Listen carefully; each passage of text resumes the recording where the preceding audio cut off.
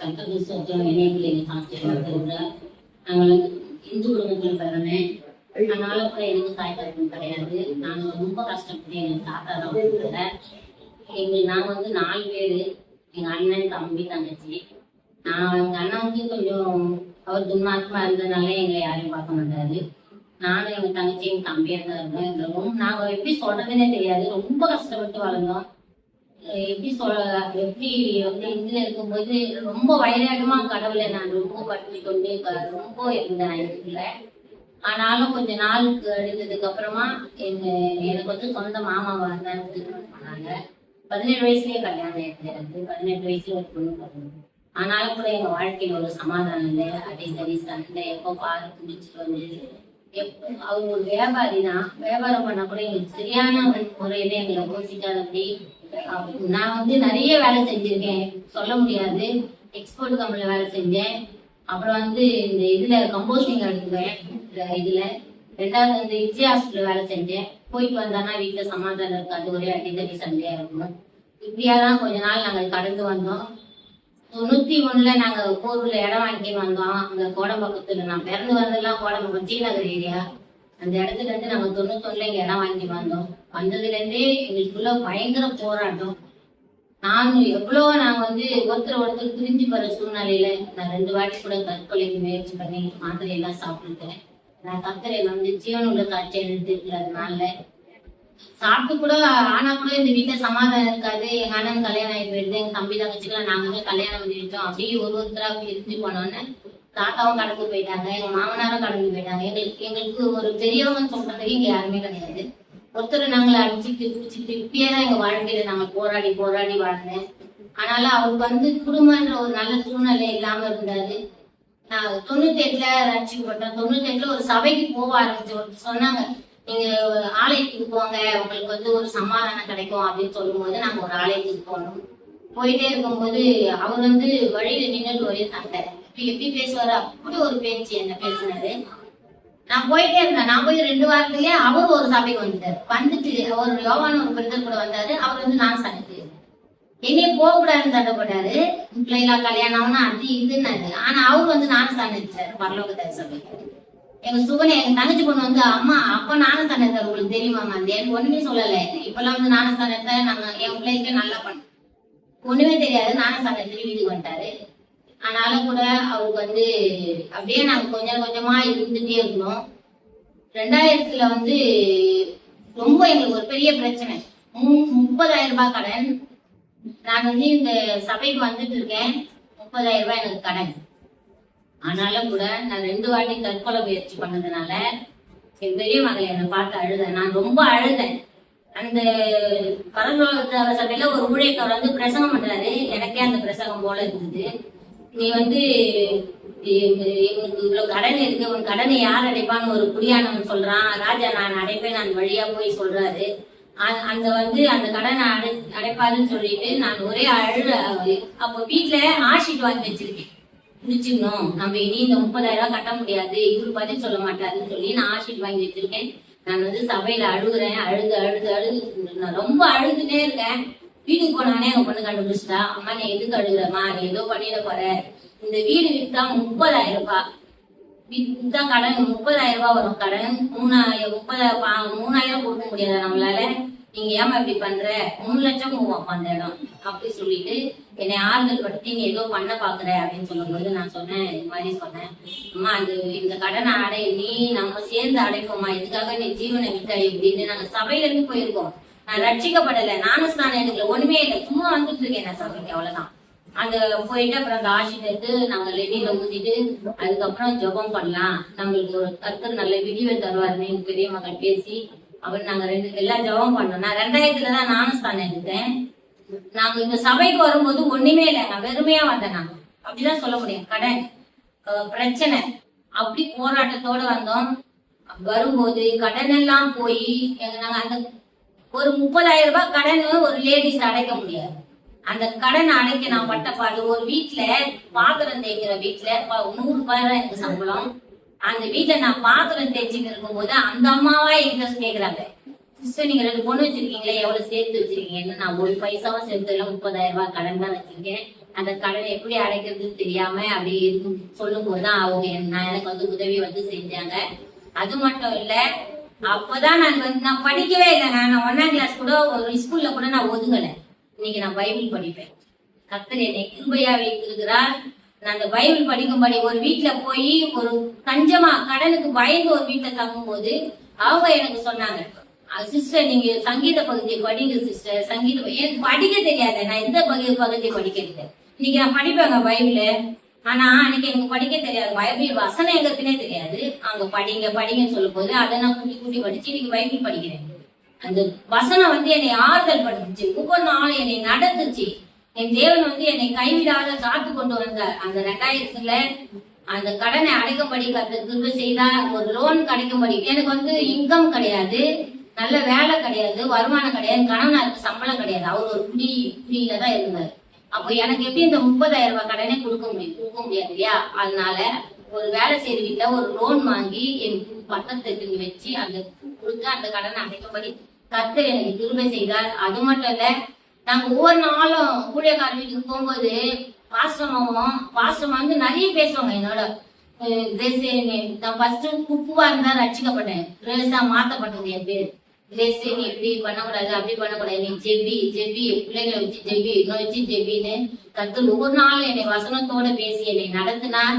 அது மட்டும் இல்ல, ஒவ்வொரு நாளும் வந்து நான் வந்து இங்க கண்ணீர் விடும் போதெல்லாம் போதல் வந்து என்னை ஆறுதல் படுத்துவார். ஒவ்வொரு நாளும் அழக்கூடாது, நீ ஜபம் பண்ணு, உன்னு கர்த்தர் உன்னை நடத்துவார், கர்த்தர் உன்னை இப்படியாதான் எங்களை வந்து வசனம் வந்து ஒரு நாள் ஆறுதல் படுத்து தேடுச்சு. எனக்கு வந்து ஒண்ணுமே இல்லைங்க. எங்களுக்கு வந்து வசனம் சொல்லும், எருமையா ஒருத்தவங்க கடந்து வரும்போது 2 பரிவாரங்களோட போனான்னு சொல்லி வசனம் சொல்லுது. ஆனா என் தேவன் வந்து நான் ஒண்ணுமே இல்லாததாங்க இந்த சபைக்கு வந்தேன். என் 2 பிள்ளைகளுக்கு 10 சவரம் போடுபடி கர்த்தர் செய்யறேன். எனக்கு வருமானம் கிடையாது, என் கணவனுக்கு வருமானம் கிடையாது. எனக்கு 5 பேர பிள்ளைங்க. 2 பிள்ளைங்க காலேஜ் படிக்கிறாங்க, 2 பேரும் +1 படிக்கிறாங்க, ஒருத்த வந்து டிப்ளமா படிக்கிறான். 5 பேர பிள்ளைகளும் நான் நடத்தும்படி அவங்களை போஷிக்கும்படி கர்த்தர் என்னை மட்டுமா நடத்து. நான் ஒண்ணுமே இல்லைங்க. எனக்கு தாய் கிடையாது, தகப்பன் கிடையாது, சகோதரி யாருமே எனக்கு உதவி கிடையாது. அந்த நேரத்துலதான் நான் வந்து ரட்சிக்கப்பட்டேன். ஆனா ஒவ்வொரு நாளும் நான் வந்து சபையில வந்து இருக்கிறதுனால எங்களுக்கு நன்மையும் கிருபையுமா அவர் கடந்து போய் 15 வருஷம் ஆயிருக்கு. ஆனாலும் கூட எங்களை ஜீவன் உள்ள காட்சியாய் உங்க தெருவுல எங்க வீடுல சொந்த வீடோட வச்சிருக்கிறாரு. நான் ஒண்ணுமே இல்லாததான் சபைக்கு வந்தேன். ஒரு நாளும் சபைக்கு வர்றதுல நன்மை இருக்குது. நாங்க வந்து ரட்சிக்கப்படுறதுக்கு முன்ன வந்து இந்த பிக் நோட்டீஸ் கொடுக்குறோம் இல்லையா, நாங்க கைப்பிரதி அது வந்து குடுக்குறவங்களை வந்து நான் ஒரு மாதிரி பேசுவாங்க, எங்களுக்கு ஒரு வேலை இல்ல, உங்க தூக்கின்னு வந்துடுறாங்க, எங்களுக்கு பணம் தராங்க, அதை தராங்க. என்னைக்கு எங்களை அந்த மாதிரி போகும்போது ஒருத்தர் சொல்லும் போது எங்க மனம் எவ்வளவு வேதனைப்படுதுன்னு எனக்கு தெரியுது.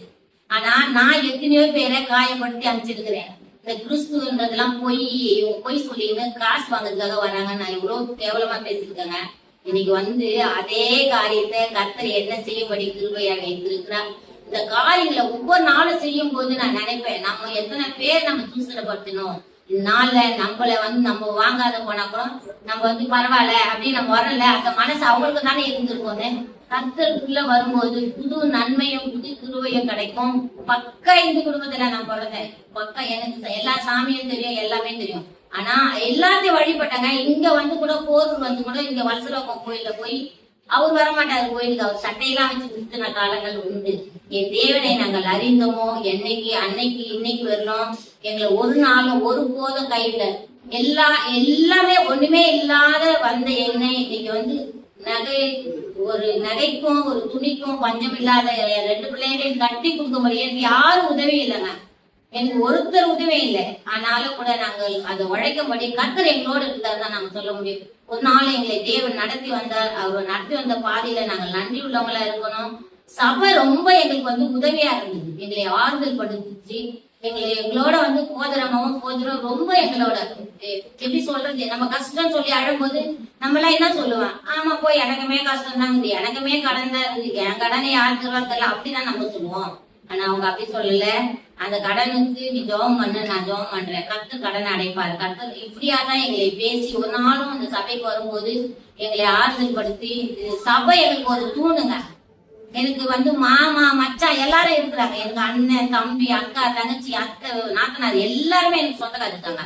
ஆனா எல்லா சொந்தத்தை விட ஒவ்வொரு வாரமும் நாங்க இந்த சபையில வர்றது சொன்னது போல நாங்க ஒரு நாள் வந்து நாங்க வந்து கூடி ஜெபிக்கிறோம். இங்க செவ்வாய்க்கிழமையில, வெள்ளிக்கிழமையில, திங்கக்கிழமையில நாங்க கூடி ஜெபிக்கிறோம். அந்த ஜெபிக்கக்கூடிய தாளந்தே தேவன் தான் தந்தார்.